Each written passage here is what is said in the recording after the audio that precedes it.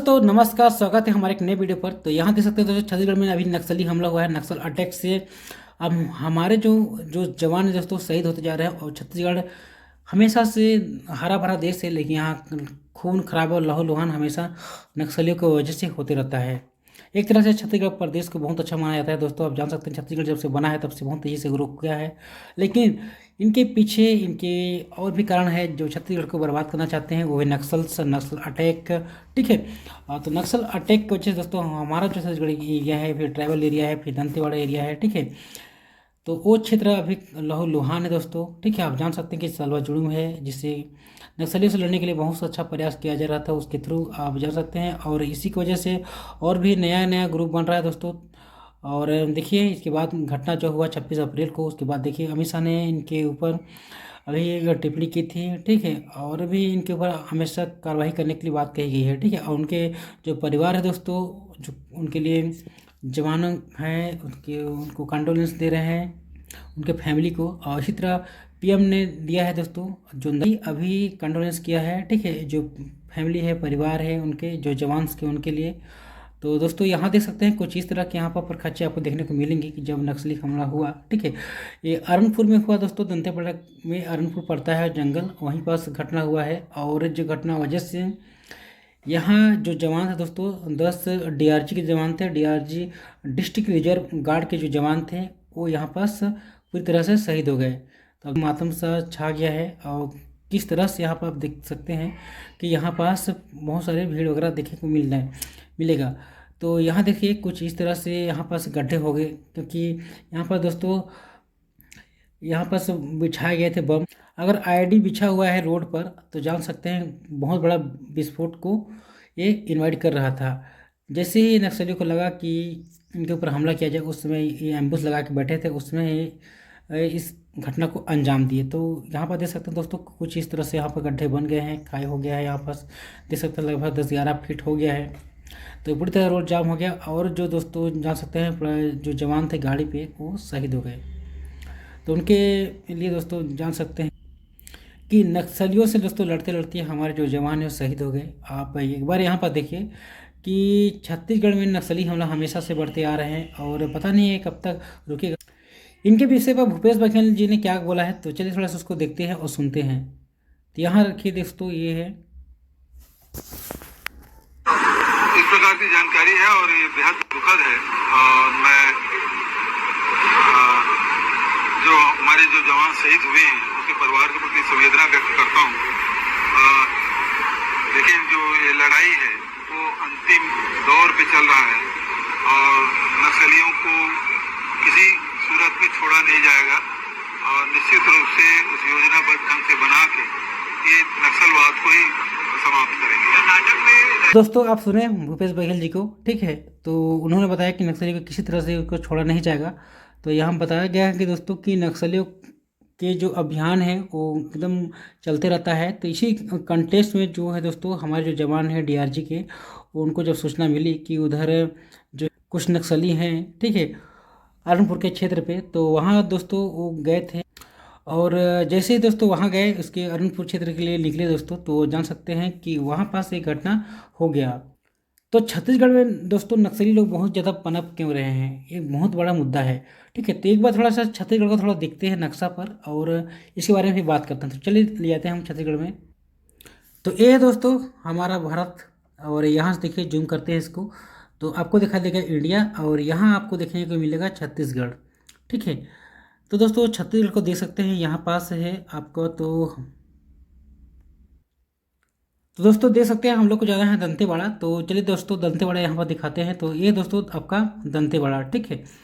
तो कुछ यहाँ ऐसा दिखाई देगा आपको दंतेवाड़ा।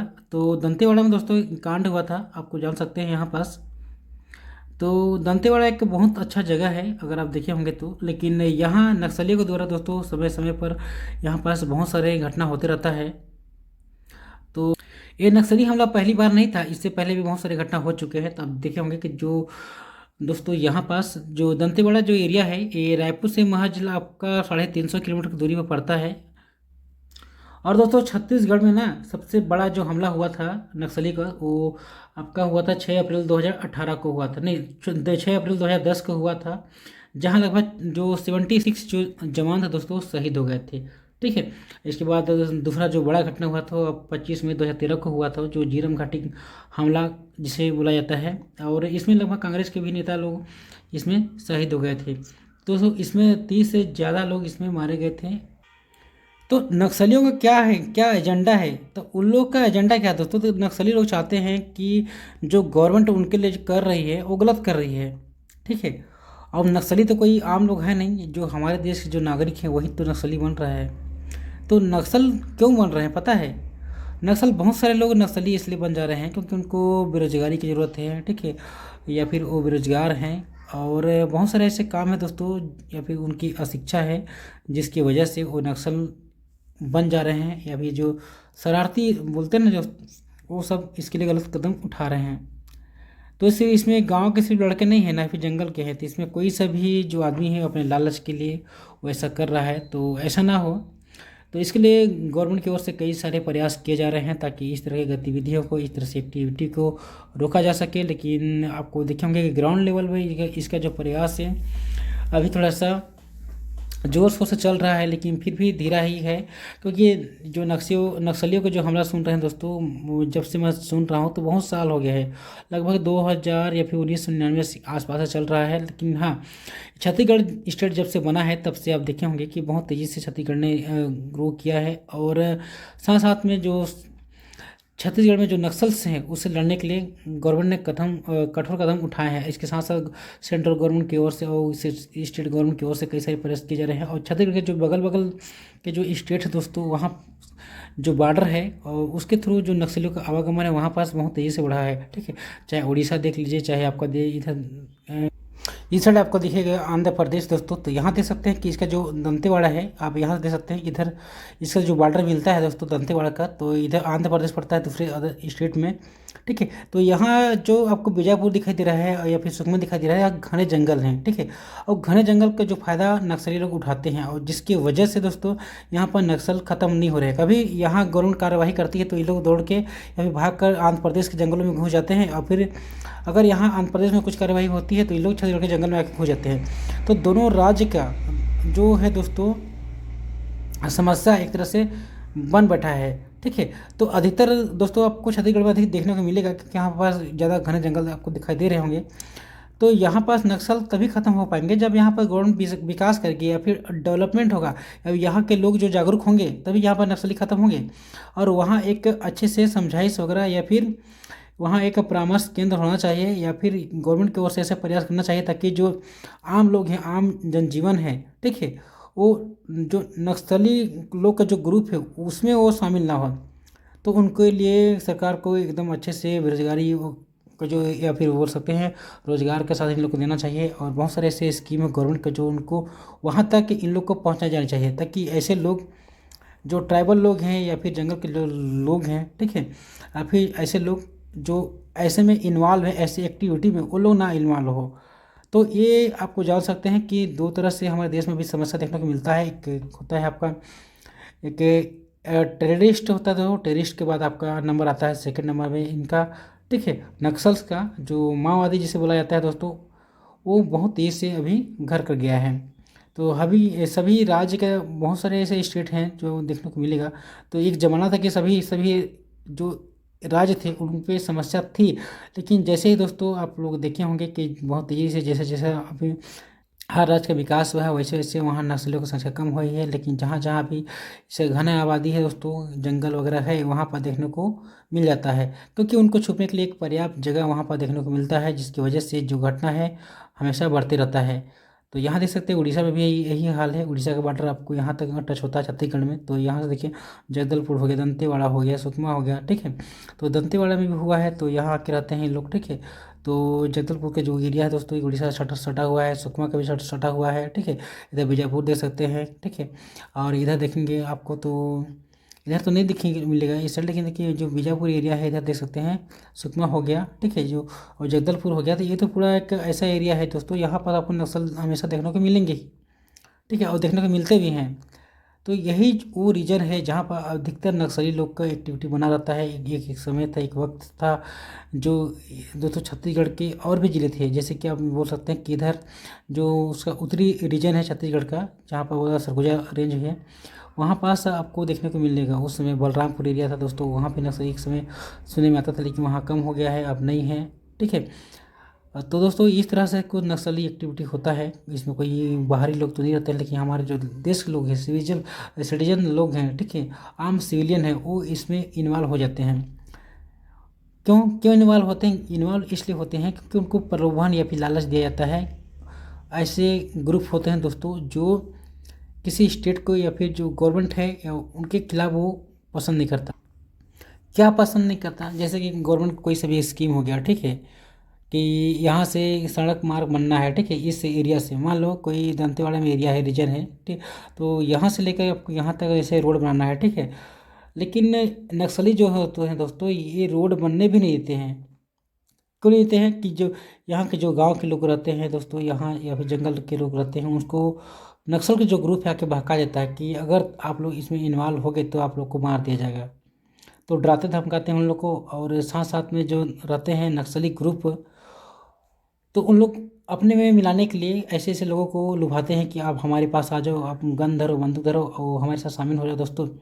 ठीक है, तो क्योंकि उसको उन लोगों के पास कोई रोज़गार नहीं है, कोई साधन नहीं है, जिसकी वजह से उन लोग क्या होते हैं ना, उसमें आके नक्सल ग्रुप ज्वाइन कर लेते हैं, ताकि उन लोगों को कहीं ना कहीं से पैसा चाहिए, रोज़गार चाहिए अपना जीविका यापन करने के लिए।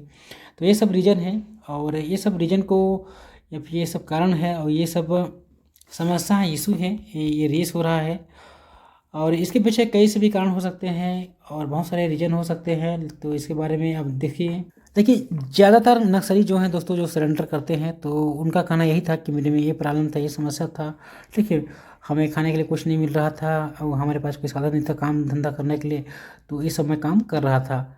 और कुल मिला के ये बोला जाए कि अगर गवर्नमेंट का पहुंच अगर इस एरिया तक नहीं है, ठीक है, गवर्नमेंट को अपना जो स्कीम है, अपना जो योजना है, वो आम पब्लिक तक पहुंचे दोस्तों, तभी नक्सल का जो खात्मा है वो होगा। ठीक है, जब तक लोग नहीं जागेंगे ना, तब तक नक्सली हमला एक तरह से नामुमकिन है।